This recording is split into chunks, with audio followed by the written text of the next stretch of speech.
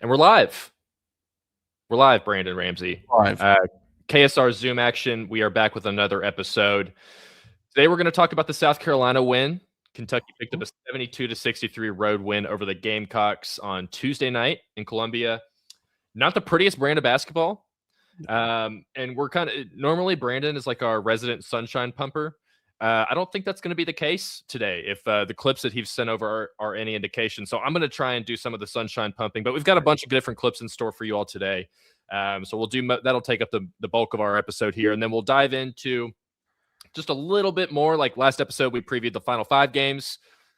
You know, I think I don't think we expected to kind of get embarrassed the way they did against Auburn. Well, not embarrassed, but the Auburn loss was tough. We won't really talk about that. That's been covered a million times. Brandon Ramsey's Twitter and scouting breakdown. Like you can find all that other stuff on other KSR platforms and Twitter platforms if you desperately want to go see how Kentucky fumbled that game away. But we're going to try and stick with at least the win here, even though we are going to do a little bit of criticizing of this team. But regardless, but first and foremost, let me do my ad read here. I don't want to get 35 minutes into the episode before I do that. As always, we are sponsored by My Old Kentucky Home Repair. They've been a great sponsor for us all season long. They've not they haven't done a good job of helping repair the Kentucky basketball team, but they do a great job of repairing your home. So proudly serving the Bluegrass region since 2008, My Old Kentucky Home Repair offers handyman services, home repairs, remodels, and more. Head to their website, myoldkyhomerepair.com to learn more or give them a call at 859-940-3376. My Old Kentucky Home Repair is your partner for any home project.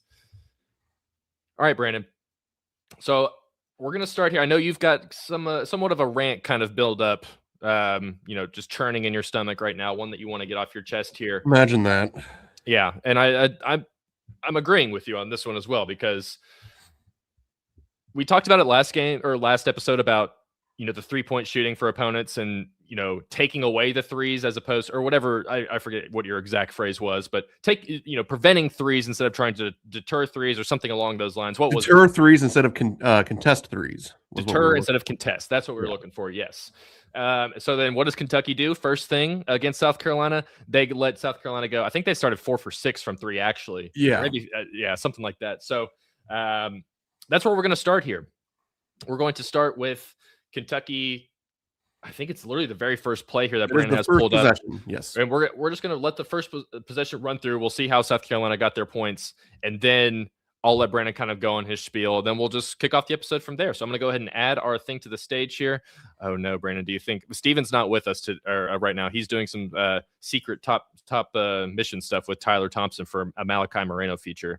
Do we think that I am able to figure out how to get that background out of there? Look at that. See, I know what I'm doing just a little bit here. Okay. So very first play of the game here for Kentucky or for South Carolina. We'll just let it run through. South Carolina just does a little bit of their back and forth, move the ball around or on the perimeter offense. We'll let it run through, just more ball movement. And then we get to a spot where Meechie Johnson is very far, deep three, but goes back to what Brandon was basically harping on for a lot of the last episode. Boom. That's a deep three, but not necessarily a deep three for someone like Meechie Johnson. I'm sure that's on the scouting report that he can shoot those threes. And on the very first play of the game, Kentucky gives up pretty much an easy one. Not like this is, you got to be closer on a guy like Meechie Johnson. You just do. So this is not a good contest. It's pretty weak if we're being honest, especially the fact that he made it. So, and that happened a handful of more times, obviously, throughout the course of the first 4 minutes of this game. So, Brandon, I think your talking point here, it kind of encapsulates the first 4 minutes as a whole, as opposed to this particular play right here. So, I'm just gonna zoom us back out here, zoom action, shout out, and let you go. And if there's anything from that play you want me to actually go back to and break down, let me know, and we'll pull it back up. But just let's hear your thoughts on all this. Yeah, at least for now, we don't really need to look at the play anymore. We can just kind of discuss what I think is sort of a big picture, I don't know what you want to call it, just a shift in mentality for how Kentucky starts games. And quite honestly, I'm sitting here co-hosting Zoom action. It's not like I'm coaching a team, but it's probably changed kind of the way that I look at things and the way I would coach a team if I was coaching tomorrow. That there's no bigger scouting report guy than me. Like, I'm the one that does all this stuff and watches insane amounts of film and runs the percentages and has all these game plans and brilliant ideas of how to stop the other team. something that I think I'm kind of just over is coming out and let's face it, even South Carolina, Michi Johnson's a really good player. Think back to the Florida game when we went under those first two ball screens and Xavier Lee makes threes. Like, yeah, was that the right game plan? Every coach in the country would have done that. He was a 25% three-point shooter. You're going to go underneath the ball screens. But I think there's something to be said for early in the game. Like, I'm not saying you pick them up 94 feet and do something completely out of your nature, but like let's pressure these guys a little bit more. Let's not let them get a clean look from three on the very first possession. Yes, as the game goes on, do you need to guard Michi Johnson 28 feet from the basket?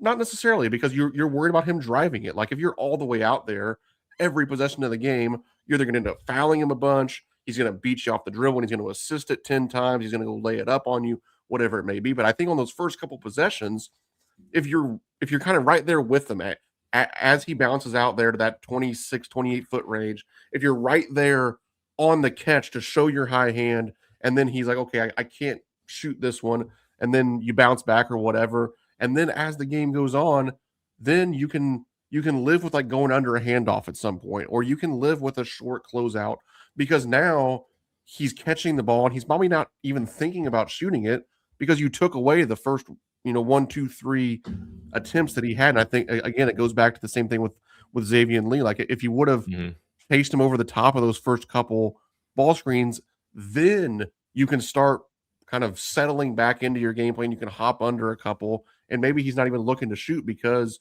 you didn't let him get going right away. And I think that's what, not that you're just completely throwing the game plan to the wind in the first 4 minutes, but I think I'm kind of really starting to warm up to the idea of like, let's come out and set a tone with just sort of playing everybody straight up, and let's not let anybody get something super easy early on. Nothing in rhythm in those first couple possessions, and especially for some of the best players on the other team. Like, yeah, you have to play some percentages on guys, but if he's a really good player, I don't want to let Michi Johnson at South Carolina make a three on the first possession. If I'm at Florida, I don't want to let Xavier Lee just in rhythm shoot a couple in from three. Looking forward to the Vanderbilt game. Like, now these are guys you're going to be more worried about. Like, I don't want to let Tyler Tanner get going in the first 3 minutes. I don't want to let well, you let Tyler Nichols. You let Tyler Nichols shoot that one. It's going in 4 times out of 5. Right, and obviously those guys are guys that you're going to be focused on taking away the entire game, not just for the first 4 minutes, but still, like, let's really crank it up a little bit here of like not letting these guys get in rhythm, not letting them get something super easy early on, and then let's start playing the percentages a little bit, and then we can see if we want to go up through a down screen or under a handoff because you've already taken it away. And I think that Kentucky's just letting teams come out with a little bit too much comfortability, quite frankly, in those first 3-4 minutes, and that could be why. I mean, let's face it, we've faced a lot of early deficits this season, and I think that some of it stems from allowing teams to just be so comfortable out of the gate. And if you can just flip that switch a little bit to begin games, I think we would find ourselves in some better positions at that under 16-minute timeout instead of always sort of be scrambling for like, oh, all right, we kind of got punched in the mouth here. How can we respond? Maybe even if you don't punch first, you just don't let the other team necessarily punch first. Like, let's at least, but before we worry about winning the first couple segments, let's at least pull it to a draw. And I think that, what I just talked about can help do a little bit of that. Yeah, Kentucky ended up going down 12-5 early on in this game because of some of the just not maybe up to the level of pressure you'd like on their 3-point shooters. That was South Carolina's largest lead of the game. And, to kind of to your point of just like setting the tone, like maybe that's a shot that you're more comfortable with Michi Johnson taking 15 minutes into the game, 5 minutes left in the first half, because he only shot 2 for 6 from 3. South Carolina as a team only shot 8 for 29. So they made half their threes in the first 4 minutes. Against a team like South Carolina, probably a little bit easier to overcome that and make your way back. Even as ugly as Kentucky played, they were still able to beat this team. It never, like, even I think it was tied late in the game, like maybe with 8 or 10 minutes left, and it still felt like Kentucky was going to win, just because of how bad South Carolina was. So, but against the good teams, like if you let Tyler Tanner and Tyler Nickel start off 4 for 8, 4 for 6 from 3, like that's probably going to carry over for the rest of the game. But yeah, like you're saying, like I know the home crowd at South Carolina stunk for them. Like, I think half the people there were Kentucky fans. But still, like, there's a factor to that of like letting their best player get hot 10 seconds. Like, I mean, how far were we into the game here? 20 seconds into the game, yeah. He's got a clean look at a three. Kind of helps them set the tone, and they basically won the first 2 segments of this game because of stuff like that, early setting the tone. And you know, that won't work as well in terms of trying to make a comeback against someone like Vanderbilt or Texas A&M or Florida. Right. Exactly. Yeah. So just frustrating stuff right there, like easy stuff. And I think, unfortunately, like, Aberdeen's not the only guy that does this. He's just happened to be the guy that did it in both the clips that we've talked about here. So we're not necessarily picking on him. Like, I mean, if we want to pick on players, like, there's a lot of guys we can pick on for stuff. Like, we're actually about to pick on Otega Owe here in a second for doing some stuff. You know, Jasper, you can pick. Like, there's guys going up and down the roster you can pick on for doing stuff like that. And I think part of the point is, like, another point or angle to that is, like, you know, there's 3 games left in the season. If they don't seem to have that sense of urgency yet, like, at one point doesn't come. Does it even end up happening? You know, because a 12-5 hole in the first round of the NCAA tournament is how you get bounced, you know, pretty quickly. So, because South Carolina is not even close to being an NCAA tournament team, and whoever Kentucky plays in the first round will be exponentially better than them, even if it is some sort of, you know, like low or like mid-major, high-major team or whoever. Like, you would still feel good that team's going to be better than South Carolina. So, anything else you want to add on to that, Brandon, before we move along? On to the next one. On to the next one. So now we're going to have some fun. I'm the sunshine pumper today. I'm trying to do it. I love it. And still a little bit of fun. So change roles a little bit. And I've kind of cheated a little bit here as well. Like, I picked 2 clips, but they're kind of a back-to-back, or like there's 4 plays within these 2 total clips here. So let me go ahead and do some sweet video magic there. So what I have here is back-to-back plays. Good stuff from Mo Diabate. I really liked how Kentucky was able to move the ball around on at least this offensive possession here. And it's not like they did anything spectacular. Like, I think they start into a zoom action here. Nothing really generates from it, so they just continue to move the ball around. And once Kentucky catches South Carolina on their heels, Mo Diabate is able to attack and gets himself in for a pretty tough and one there at the rim. So we'll let this play out. So I think they're trying to go into a little zoom here. Not much happening to it, so they just get a nice ball screen there. They doubled a take. I feel like they did a decent amount of that type of stuff, of like trying to bring guys out on the ball handlers. South Carolina did, and then all it is just easy ball movement. Otega flips it over to Jasper. Jasper flips it over to Mo Diabate, and then I believe that's EJ Walker that Mo Diabate is being guarded by the Northern Kentucky. Or no, that's 0. Elijah Strong, I think, is number 0. Butler is okay. I got it wrong. I was 1 for 3 there. But so Butler, he takes off the dribble because he's got him on his heels there. So I'll run this play one more time. Just the nice, easy ball movement here. Mo, obviously a left-handed guy. He's got the South Carolina defender backing up. Easy attack. Gets himself around the rim. Nice little job here from Brandon Garrison of just to try and move himself into some empty space here. Gives Mo Diabate a chance to get a tough and one there. South Carolina had just made a 3 on this play before to tie it up at 41. So this was a pretty big moment here. Brandon, before we go along here, anything from that play that you liked other than just Mo Diabate being aggressive and kind of taking advantage of the fact that he has, you know, that he's 6'7", but he basically plays like he's bigger than everyone else in South Carolina's front court. Anything else from that play stick out to you? A couple things real quick, and one of them I'll be touching on more in one of my clips about Kentucky's dribbling. Yeah. Mo Diabate is actually one of the more he can dribble, reliable dribblers for Kentucky. Probably, I mean, quite honestly, you could probably say he's second behind Denzel Aberdeen at this point. He doesn't turn the ball over when he's dribbling it. Now, some of the shots that he ends up taking, because he's undersized, they're sort of turnovers. Like, he throws it up and misses the rim, or he gets blocked, whatever it may be. But when he can get his shoulders past his defender and lay it up going left, now, you know, it's not rocket science to say, oh, a strong hand layup is a good shot. But, you know, let's face it, Zach, that there's not a whole lot of shots right now for Kentucky that I feel like, wow, like, I really hope we get to this. Like, you know, a Colin Chandler catch and shoot 3, I feel pretty good about. In rhythm, Otega Owe mid-range Jays, I feel pretty good about. Denzel Aberdeen threes at this point, I feel pretty good about. And his little like kind of turnaround or floater in the lane, I feel pretty good about. Mo Diabate, straight line, left hand, strong hand finishes with nobody between him and the basket, I feel pretty good about. So we were able to get to something here that was a high percentage look in what was a space where you needed a bucket. So Yeah. I'll be complaining about several of the things I just mentioned here before too long, but I like that we saw kind of the good side of it and what you need to get to here in this clip. Yeah, and I'll go ahead. So this play here sends us straight into a media timeout. I think that's important to note, or maybe not even a media timeout, but just some sort of break. But it's important to note because it allows Coach Pope, who has been good this season at setting things up after breaks, after timeouts to start halves, it allows him to suddenly, because I don't think they had used the press up to this point, or maybe they had, but maybe not in the plays before this. Kentucky breaks out a little bit of the press that Auburn used, where it's not a turnover press necessarily, or was it Georgia? I forget exactly who broke out that press. Was it Auburn that did the press against Kentucky? Yeah, Auburn did some of it. Yeah, Auburn. So after Mo makes this free throw, Kentucky lines up in just a light little like it's not a turn you over press. It's a let's put some pressure on you. Let's see if we can force something, try and get a little bit more momentum. We're up 3 now coming out of that break. Let's just try and put a little bit pressure on this South Carolina team that is just not very good.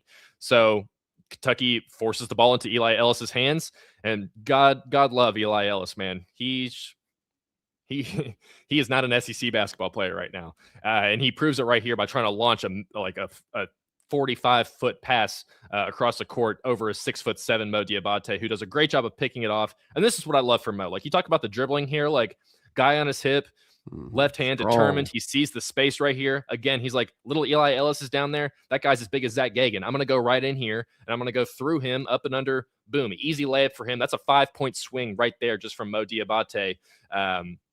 Getting to his strong hand and making decisions that he knows how to make without having to stress about it too much. So I liked that because it was a little bit of a mix-up from Pope of throwing in the press.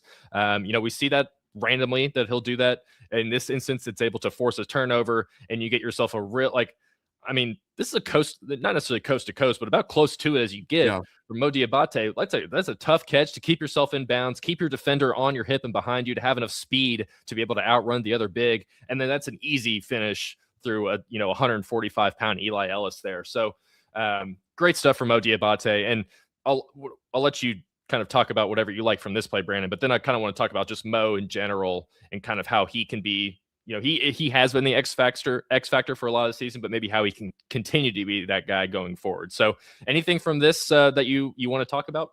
Yeah, I've talked about the sort of token pressure here, the 1-2-2. That's the word I was looking for, the token pressure. Yes. Throughout this season. I mean, yes, you're exactly right. Obviously, it does force a turnover here, but that's really not what it's intended to do. It's intended to just slow the offense down a little bit. And I've said it at different times, probably on this show, as well as certainly on Twitter and KSR articles. Talking about that, I would like to see Kentucky find a way to get to this a little bit more. Right now, we usually just do it out of timeouts or after free throws or dead balls.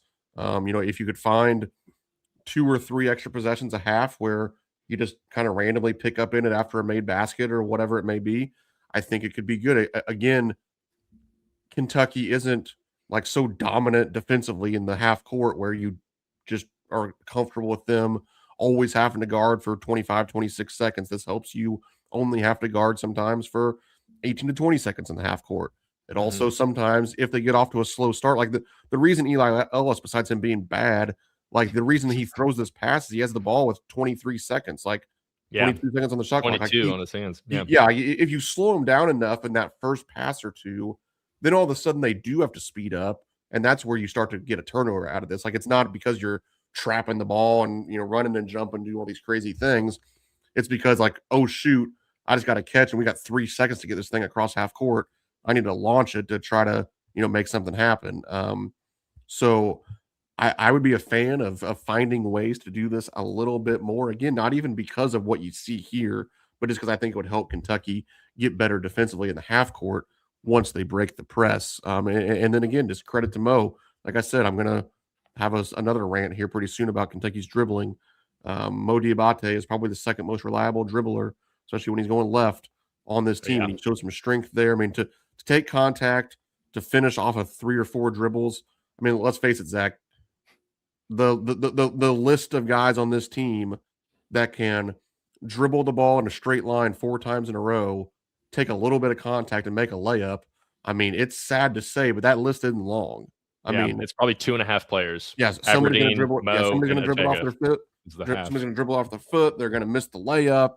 Like something crazy is going to happen, and he was able to do it 2 possessions in a row. That was a huge, as you said, 5-point swing. When at that under 12 immediate timeout, it's a tie game. If Mo doesn't make that layup, now all of a sudden you're up 5 again.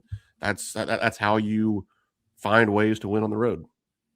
Yeah, and Mo was huge in this second half, just for Kentucky, just being a big bully, essentially being kind of what he normally is. He had a couple of instances where, like, I think he had one shot like get blocked off his head type thing, like when he was falling to the ground, kind of in that same spot there. But I mean, you can't this play right here was one of my favorites of the game, just because I think Mo, like, he has a mentality that you need at this stage in the season, going in late of, screw it, I'm just gonna be bigger and stronger than everybody. That's why Pope brought him here. And you see it show up in spades throughout the season, and it was huge in this game. And I think it's going to be important in the Vanderbilt game, that we'll kind of talk about later. That Vanderbilt's got some size, but they're not necessarily the biggest team in the league. Kentucky's faced a bunch of massive teams. I think this is another game where you could see Yelovich or Mo Diabate come up with plays like this pretty regularly and help Kentucky try and push themselves across the finish line. So I don't know why, I just have a soft spot for Mo. Like, he throws up some of the most ridiculous shots you'll ever see in your life, and like his 3-pointer from the corner of this game was open, but you don't necessarily want him shooting at this point. But man, he's fun to watch. I'll say it's not it's always exciting, whether good exciting or bad exciting. It's always exciting when he's putting the ball down. So I enjoyed that play here. But anything else you want to touch on that, Brandon, or should we move right along here? Keep it rolling. Keep her rolling. Okay. So now we're going to go to back-to-back plays for Mr. Ramsey here. Back-to-back clips, I should say.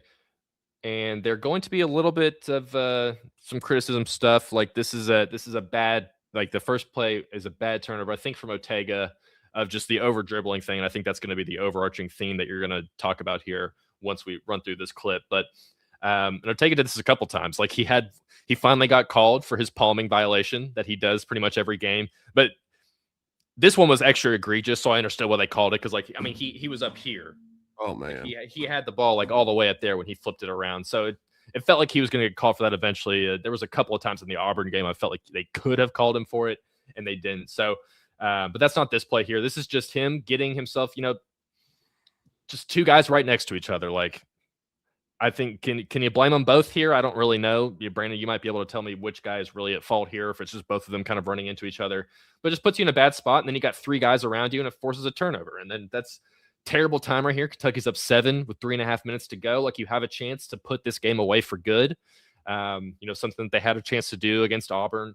And I think they had a chance to do that against Georgia as well, and just couldn't do it. And they really weren't able. I mean, they only won this game by 9. Like, it took a Colin Chandler 3 with, a little under 2 minutes left to really put this game away, when there was multiple chances to do it otherwise. I don't know exactly what happens on this play. Oh yeah, Eli Ellis gets fouled. He only had free throws in this game. So, but Brandon, I know that play was upsetting. I'll let it run through one more time, and while it's going, you can give me your thoughts on, the time and place of this turnover, at least.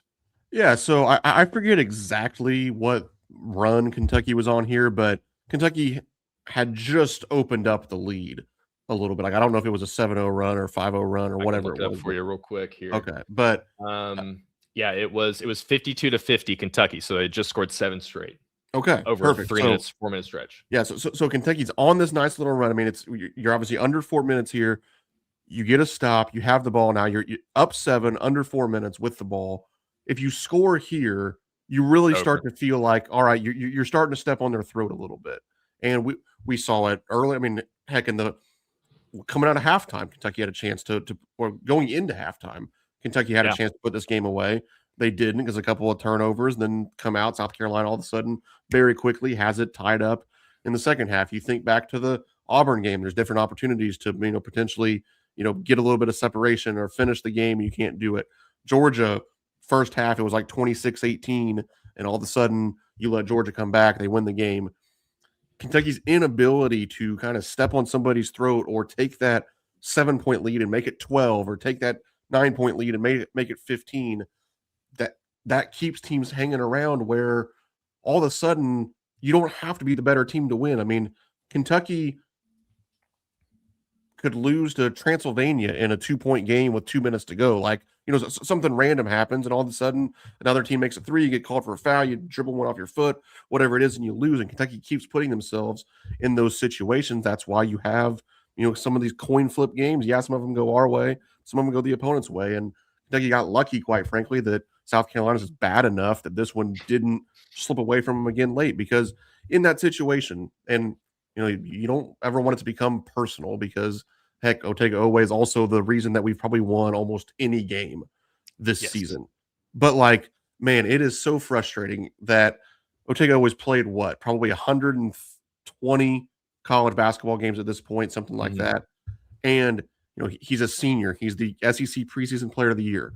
And in a 7-point game with 3:40 to go, it's like he just has no awareness of time and score and situation, where it's like, that should be Kentucky's best possession of the game, where it's like, all right, guys, come on. If we can score here, we can pretty much end this thing right now. And instead, you get him just rushing off of a ball screen right into a crowd, and then goes behind his back when like he knows that somebody is behind him, or he should know somebody is behind him, and he goes behind his back and then loses the ball. And it's like, man, for it to be February, and this game was played on February 24th, to be played on, for a senior, 100+ games at a super high level, to make this mistake. Like, we've seen it multiple times a game from Otega Oweh, so it doesn't shock any of us as Kentucky fans, but it's just so frustrating for all of the good that he brings. I mean, it's almost like this is going to be a scary comparison. Like, it's the A+ version of Brandon Garrison. Like, the reason we get so mad at Brandon Garrison is because we see the flashes of what he brings. Just Otega Oweh has much more prolonged and much greater flashes, so we kind of live with it a little bit. But like, the boneheaded, sort of frustrating mistakes that we see Otega Oweh make and we see Brandon Garrison make, I promise you, man, if you could kind of remove bias from it, they ain't that different. I mean, can you imagine if Brandon Garrison turned the ball over in this situation? What we would all be saying? It would be like, we would have fans on the floor. But we give funny enough, he's the guy that Otega runs into as well. Yes, it is. But like, he's setting the ball screen and rolling to the basket. Like, that ain't his fault. Otega Oweh just runs, right up his butt, essentially, as he's, like, there's nothing Brandon Garrison doesn't know that Otega is just in a hurry to get to the rim. So it's frustrating. And yes, we give him more grace. He deserves a lot more grace. Yeah, he's averaging 20 points a game. Right. Yeah, but it doesn't make it any more frustrating. And quite frankly, it makes it so that, one of the reasons why it's hard to have a ton of optimism going into the NCAA tournament is because of things like this. Like, imagine this is a round of 32 game against a 3 seed or, a 2 seed, whatever it may be, and Kentucky's up late, chance to put them away, balls in your best player's hands, and this play happens. Like, well, now, like, you're probably going to lose that game. Like, South Carolina's bad enough you're able to overcome it and you can win, but like, make this mistake against Illinois in the round of 32, Illinois is going to come back and beat your rear because of it. So like, that's what makes it frustrating, is that you can so easily envision where it's going to cost Kentucky at some point, and also there's no real hope of it fixing itself. Yeah. Because again, it's a mistake 120 games into somebody's career. It's just part of Otega Oweh's give and take. But yeah, man, it's not just that play. It's not just Otega Oweh. And I could have had 5 different plays from this game in the last few games, but Kentucky's inability to sort of hone in on time and score and understand the value of a specific possession, it is troubling with this team. And this was just one example of it. Well, turnovers in general are just becoming a massive issue. Like, they've had a dozen of them in each of the last 4 games, 55 assists to 53 turnovers of the last 4 games. It's no coincidence that they're 1-3, and the one win was against a bad South Carolina team. Like the turnovers are just becoming an issue, and it's plays like that are part of it. Like Ortega had 3 against Auburn, Yelovich had 3, Malachi Moreno had 3, Jasper Johnson had 3 turnovers in 8 minutes.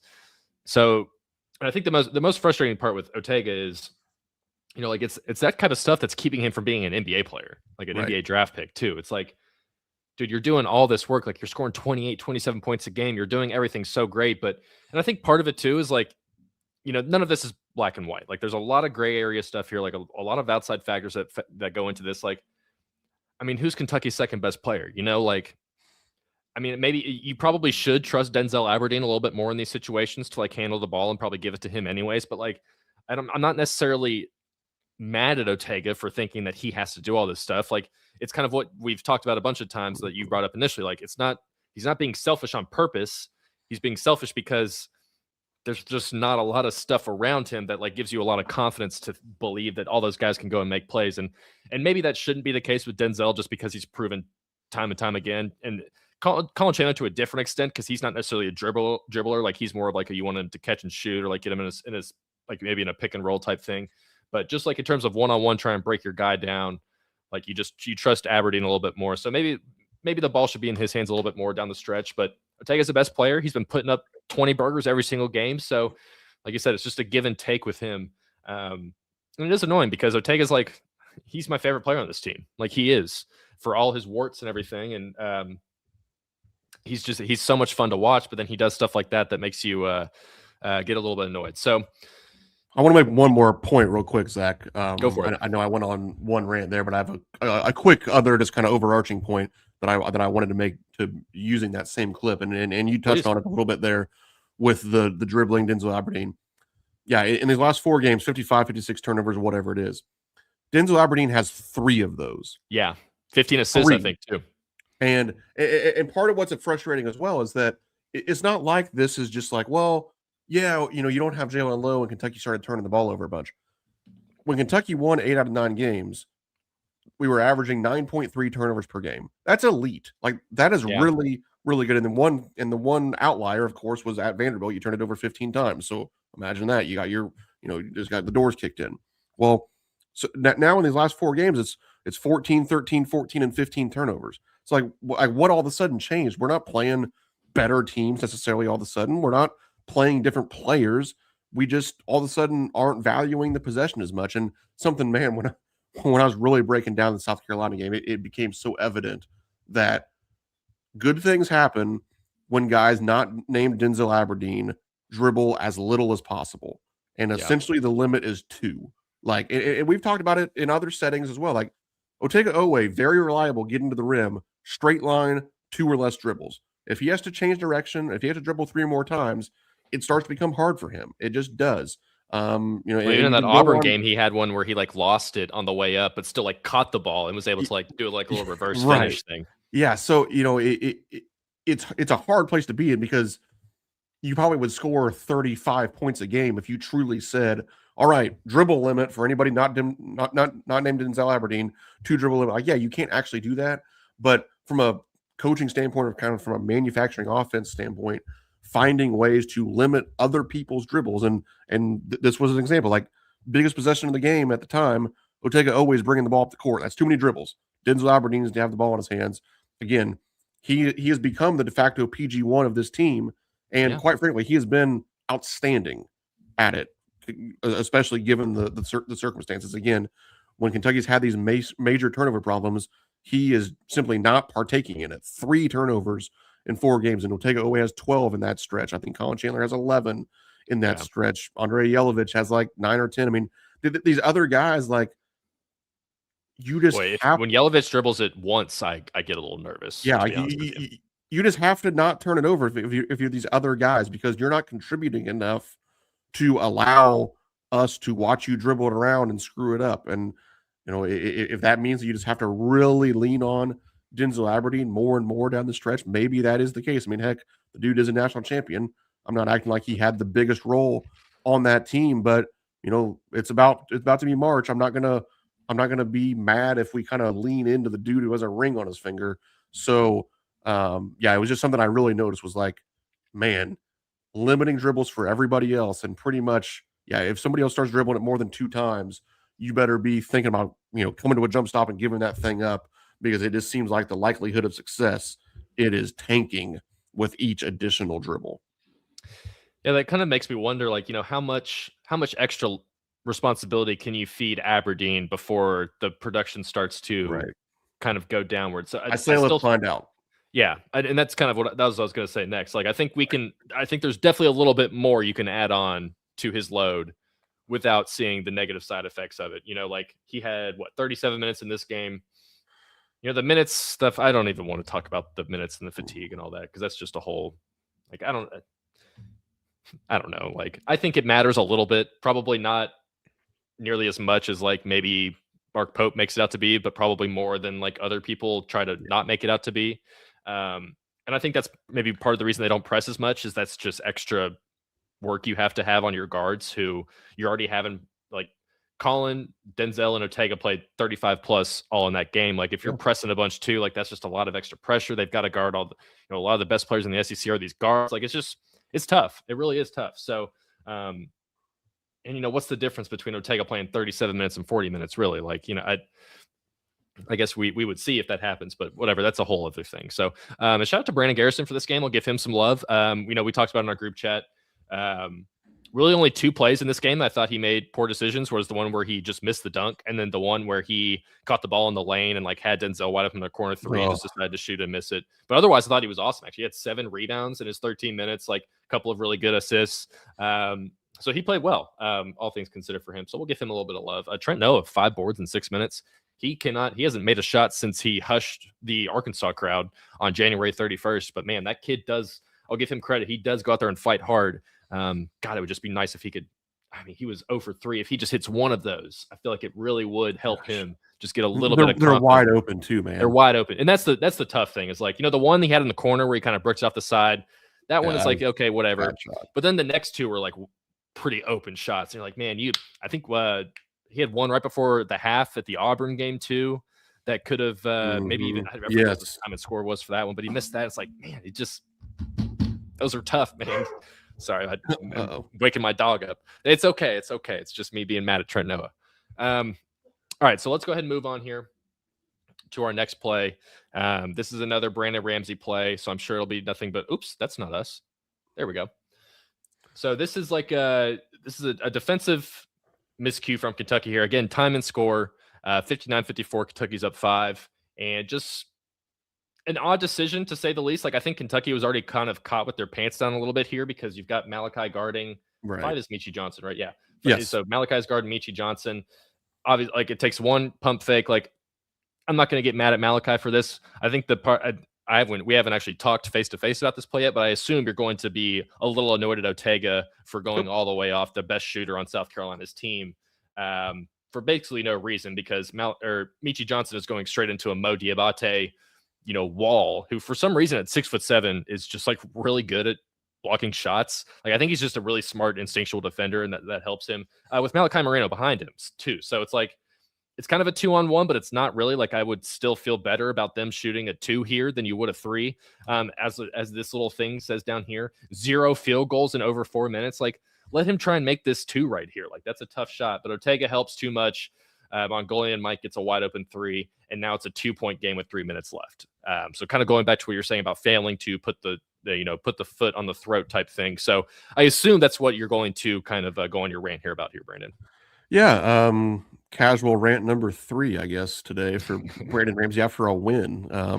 Yeah. Goodness. But yeah, I'm tired of compounding mistakes. And again, some of this is personal defensive philosophy. Mark Pope has a different philosophy than I do. That does not make mine right his wrong. Like there are a million ways to skin the cat. Defense is actually what this team is good at right now. As well. Exactly. Yeah. So like it's not about that. Like I get it. They're not going to guard the way I want them to guard because we view defense differently, and you can win doing it this way. You can win doing it my way. It doesn't really matter.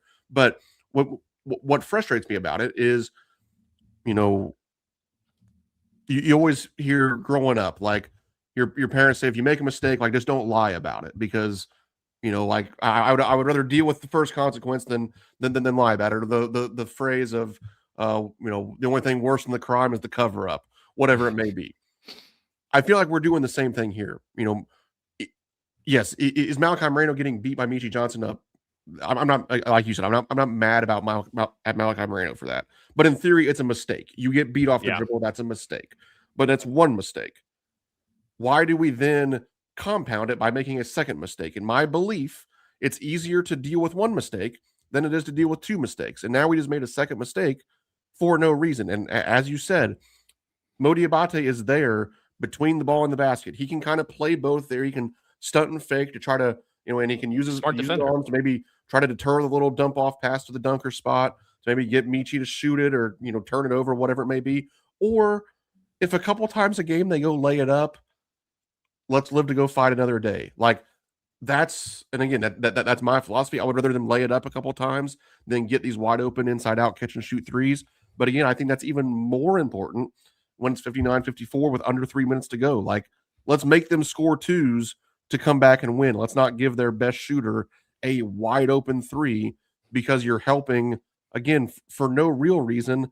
And the only reason you could give is because somebody else made a mistake. And it's like, let that be Malachi's mistake. Or Yeah, if Mo Diabate can't get him to miss it at the rim, that's not, again, not really a mistake on him, but let that be his mistake. But this idea of just constantly compounding mistakes and putting yourself in rotations and leaving shooters, I just disagree with it. I will disagree with it probably until I take my last breath in this life. And again, I don't think Kentucky's going to change it because Coach Pope is very concerned about rim protection, and he has his reasons for that, and that is fine. But I think it becomes less fine when you watch teams just shoot inside out rhythm threes and have a chance to beat you down the stretch when they shouldn't have a chance to beat you. And yeah, I think when you look at it in the way that I described of what's easier to deal with, one mistake or two mistakes, it starts to become like, well, yeah, I would rather see what happens after getting beat off the dribble than let's see what happens after getting beat off the dribble and overhelping off of a shooter. So I rest my case on that. I think I'm done ranting for the day. And let's you have one more fun clip dialed up, right? So yes. I if you got want to share any thoughts here, you can. But then let's get to that. Let's get to the fun stuff. No, I mean, I think just the three's more than two. Like South Carolina had it made a field goal in 4 minutes. That's still going to be a tough shot for Michi Johnson to try and make. I don't know what he was on twos in this game. He was 2 of 6 from three, so that makes he was 3 of 6 from two. So like, whatever. Like make him try and make that shot, and even if he does, then it's still a 3-point lead. Right. And you can make it just a little bit more of a cushion for you. But then to give up a three here was just probably the worst possible time of the entire game for that. So, but I have another fun thing dialed up here. So again, we're this is an out of bounds play. I think this is maybe out of a timeout. I forget exactly what happened here, but Yeah. I believe it's another Coach Pope called play. So we're going to run back-to-back offensive plays here for Kentucky. So they essentially run the same play twice. Brandon, it's like the 1-4 low is kind of what we've talked about a couple of times here. They can do like some floppy action stuff out of this. I think that's more or less what they do here. They just don't run it under the basket. They kind of run it over top, or at least maybe on the second one. But these plays are more or less for Colin Chandler. Like you get the Mo Diabate screen in the bottom here. You get Colin Chandler to make his kind of a ghost screen, Iverson cut, whatever type deal.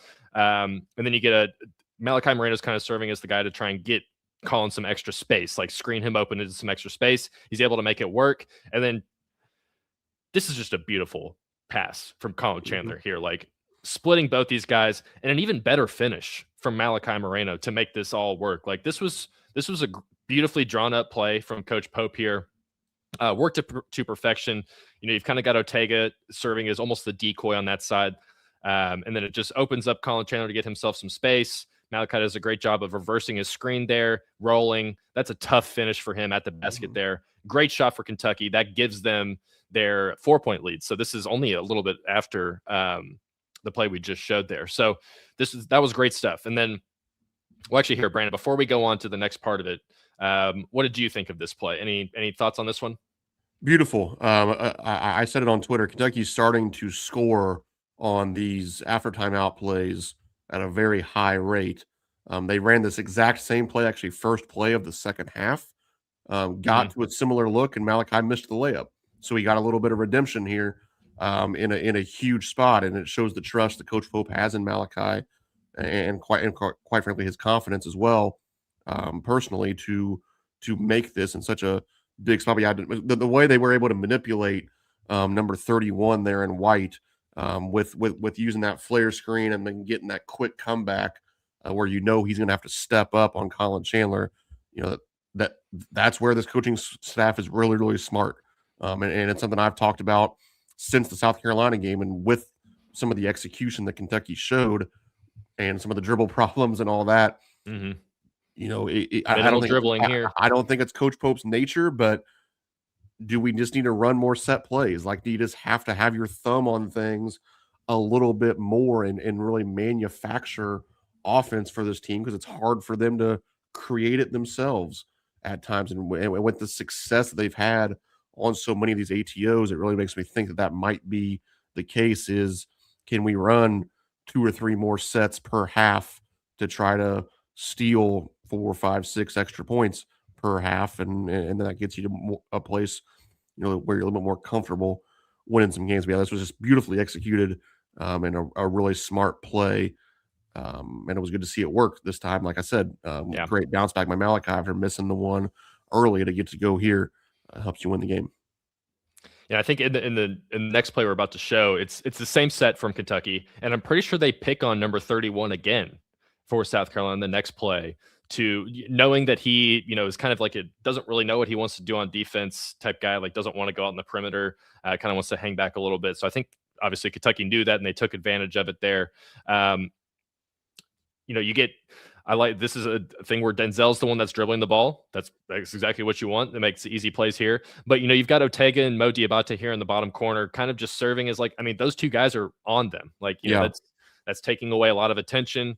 It allows Malachi and exactly. Yeah. It allows Colin and Malachi to get themselves into this 2-man action here. And Brandon, I've talked about a bunch this season, but I still don't know how to truly articulate what Colin Chandler's passing feel is like. Because stuff like this just seems so natural and easy for him. It's the highlight passes. He's so good at the highlight passes, plays that quick passes, the fun passes. It's the easy stuff that I feel like he struggles with a little bit more often than not. Shit. Whoa, sorry, I said the S word. Against Auburn, he had those 2 where he just tried to one hand fling it into Malachi Moreno, 20, 25 feet. Oh my goodness. Dude, you don't have to do those passes. Make the simple highlight passes. You don't have to make the hard highlight passes. This is an easy one for him here. It's just an easy little bounce pass, pocket pass right into Malachi, who's in the perfect place at the right time. These guys were in perfect sync on this play, and it leads to a really nice bucket there for Malachi. So we'll go ahead and move it along here. I don't remember exactly what happens, but yeah. Real quick, Zach, I want to throw in one more sentence, and you alluded to it, but I just want to really drive home the point. Please. That last play, 0 dribbles by guys not named Denzel Aberdeen. Yeah. 0 dribbles. Now that's obviously as few as you can have. But it's a real thing. I think, it'll be interesting to kind of, mentally track some of that in the Vanderbilt game of if we're struggling to score or if we're really scoring well, is that something that kind of correlates to Kentucky's success offensively? But yeah, I just wanted to kind of drive that point home because it literally was 0 on that play. So that was perfect. So then Kentucky gets a stop here, and I believe that just kind of set things up here. So they're going to go in pretty much the exact same play. They're going to go to the exact same set. They're going to go to their 1-4 low, and South Carolina defends it a little bit better this time. They kind of have a better idea of what's actually happening. You see it again. Mo sets a screen here to try and get Colin to do his ghost screen into the Iverson cut, and you see Pope is literally calling it all out, he's about to tell Ortega, okay, go Ortega, go down, go down. So they do a little bit better job here of not letting Colin make that pass this time. Malachi's still open, but that gap was just not as close. Probably helps that Eli Ellis was not the guy guarding it this time. You actually had a more capable defender there. So that doesn't work. So what do? They reset. They give the ball back out to Denzel Aberdeen. They say, okay, Malachi, let's run some screening stuff some more. Let's try and get Colin open again. And it is 31, number 31, and the other guy is there for South Carolina, number 4. Doesn't really know where exactly to be. So this is just an easy pass for Denzel Aberdeen to make for Colin Chandler, who is shooting 34% on NBA range threes this season. that's an easy shot for him. Not easy as it is for anybody. And he hits the biggest shot of the game that puts Kentucky up 7. And that is the actual nail in the coffin there. So the exact same set. They try to do the exact same thing. South Carolina sniffs it out a little bit better, but Kentucky's able to stay calm, keep the ball in Denzel Aberdeen's hands, and get themselves into a spot where they're able to get this big shot here. So thought that was good stuff. Good coaching from Coach Pope. Good play call to just get his best players in good opportunities, good spots to make good plays. So loved that play. Anything you want to talk about from that one, Brandon? Shoot them all, Colin, baby. Shoot them all. I mean, that dude is nails right now. He's not only shooting it at a super high percentage, but he is hitting some very, very important shots for Kentucky. And, I feel like we've seen this exact shot now almost, 2 or 3 different times. That's his favorite spot. He shot, I don't know the exact percentage, but of the areas of the court, that's his favorite 3-point shot. He shoots it more from the left wing more than he does anywhere else on the floor. Interesting. Yeah, he's money from there, and I think you're gonna need Colin Chandler to shoot it like this. I mean, not just over the next 3 games, but really for the rest of the season. But if we're kind of looking at the microcosm of ending the regular season, to have a chance to win even just one of these games, but any of the 3, it's going to require Colin Chandler making some threes and shooting it at a high percentage. So it's good to see him continue to do that. And he is, I know he's 1 for 6 against Auburn, but still, even counting that, dude's on fire over the last, 8-10 games, whatever you want to call it. Yeah, he was 2 for 4 against South Carolina here, and then he had 4 made field goals. So he had these 2 threes, and then he had 2 dunks. He had a dunk there at the very end. His dunk capped off the win with 10-15 seconds left there. So for some reason, Brandon, do I sound okay? I feel like my sound just changed. Okay. You're beautiful. That much. Thank you. That must just be me. Okay. So yes, that happened. Kentucky is now avoided the bubble talk as far as I'm concerned. They're kind of off that, that was the game you had to win now. So going into the final 3 games of the season, you've got Vanderbilt at home, Texas A&M on the road, and then Florida at home again. Brandon, you're going to be at this game on Saturday, 2:00 on, I think it's on ESPN. The rematch against Vanderbilt. Obviously, Kentucky lost by 25 last time out in Nashville, did not play well. Like Brandon said earlier in this episode, they had 15 turnovers in that game. That's my biggest area of concern for this game for Kentucky, if I'm being honest. I don't know what Otega's going to do in this game, but I'll be shocked if he goes 8 points, 3 for 13 again. So I think you can reasonably expect him to have another big game. I think you're going to get a solid game from the front court, building off what they had against Auburn against South Carolina. Try and build off that momentum that they had, because you got good games from pretty much all 4 of the bigs in that one, at least in their moments. They all had pretty important moments. And Kentucky could take advantage of Vanderbilt in that area. So kind of win the front court battle and win the turnover battle. I think Kentucky's going to be in good shape for this one. But Brandon, just what are some of your keys going into this one for Kentucky? Vanderbilt's only 4-3 since that win over Kentucky. Duke Miles is back. He's coming off the bench. He's been scoring. He's a pretty reliable 2-way guy for them. So he'll obviously change how Kentucky goes about this game a little bit more. But any just big picture thoughts going into this game for you? Something we've talked about over the last few episodes is that we are starting to feel pretty good about Kentucky's backcourt.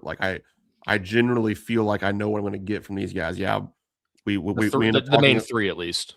Yeah, right. Yeah, that's what I'm alluding to. Is the starting 3. Even though we've spent a lot of time critiquing Otega Oweh, the dude's still one of the best players in the conference. Yeah. And you still awesome. Yeah. You generally feel like you know what you're going to get from him. Colin Chandler shooting the ball at an elite rate. Denzel Aberdeen is taking care of the ball and being your PG1, and he's shooting the ball very well as well. But Vanderbilt has a electric backcourt. Tyler Tanner and Duke Miles. That gives them legitimately a 2-headed point guard front that is really, really good. And then Tyler Nichols, one of the best pure shooters in all of college basketball. So you're going to have to contain the dribble a little bit, contain the 3, and not let those guys just kind of go crazy and go score 90 or something at Rupp Arena. If that happens, I think it'll be a problem for Kentucky to keep up. But when I look at the front court, the Vanderbilt, the way I would say it is they're big, but they're not tall.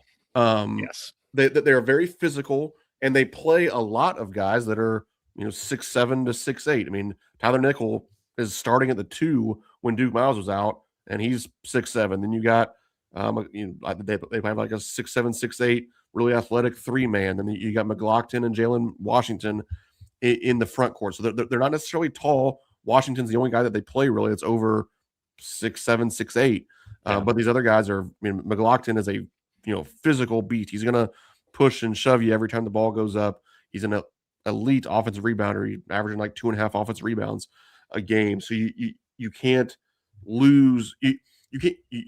Let's face it. Kentucky's going to be the less physical front court. That's just kind of the nature of this season. But you just can't get whipped. It's like what I talked about against Florida or even against Tennessee. Like, you're not going to win the rebounding battle. And against Vanderbilt, it's not so much about rebounding, though they are a very good offense rebounding team. But you're not going to be more physical in the front court than Vanderbilt. You just can't get completely whipped. And I think that how much you can shrink that gap will go a long way, because you're not going to be much better, if any better. And like you're probably playing for the backcourts to be even in this game, because they're probably more explosive in the backcourt than Kentucky is. So if at home, like, maybe you can have a slight advantage in the backcourt because you're playing at home. So then how small can your disadvantage be in the front court in this game? I think will go a long way towards deciding with this one. But Vanderbilt's a very good team. That they haven't been wins and losses wise as great of late, but getting Duke Miles back is big. That's something we didn't have to worry about even in the first time when they whipped us. But I'm hoping that we'll have Rupp Arena rocking on Saturday afternoon, and we can will the Cats to what would be a huge victory. I mean, you really need to get one of these over the next three. Ultimately, I don't necessarily care a whole lot which one it is, but it sure makes you feel a lot better about things if you can get the first one.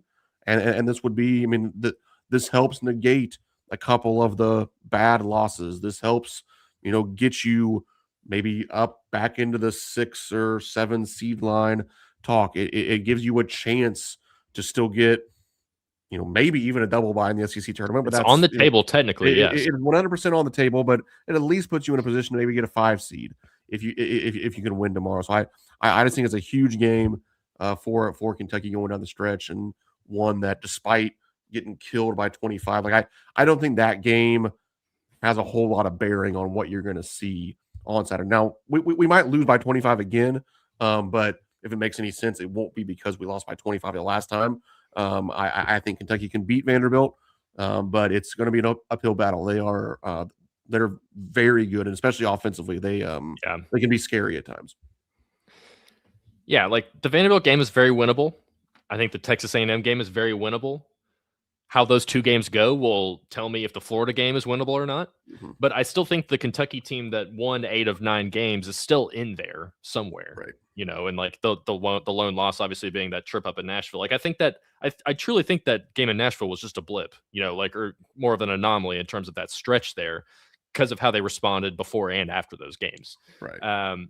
So then for whatever reason, like after the Florida game, they just kind of dipped into some, just not being kind of the same team. So I still think that team that won 8 of 9 is still in there. It's just a matter of, it has to show up. Like they have to show up again, because if they do what they did in the last 3 games, Georgia, Auburn, South Carolina, they're not going to do anything in either of these tournaments. So I do think that team is still in there somewhere, and I think this is a perfect opportunity to bring it back out and really try and close this season. So, I mean, even if you go 1-2 in these last 3 games, like you're still in that 7 seed line probably. You're probably still going to get the single bye in the SEC tournament. So you're still in position to win some postseason games. Obviously, that's with the caveat of knowing that that's not what the goal is here. The goal is to win a national championship. But with how things have played out, like I think that's a reasonable expectation at this point. So we'll just see how it goes. Can they win all 3? Holly asks, will they? I don't know. I really don't. So, shout out Holly. Shout out Holly for being on the chat. I haven't seen Captain Crash. Is he in here? No, I haven't seen him today. He must be working or something. So I do think Kentucky has a great chance to win this game. Having it at Rupp will be nice.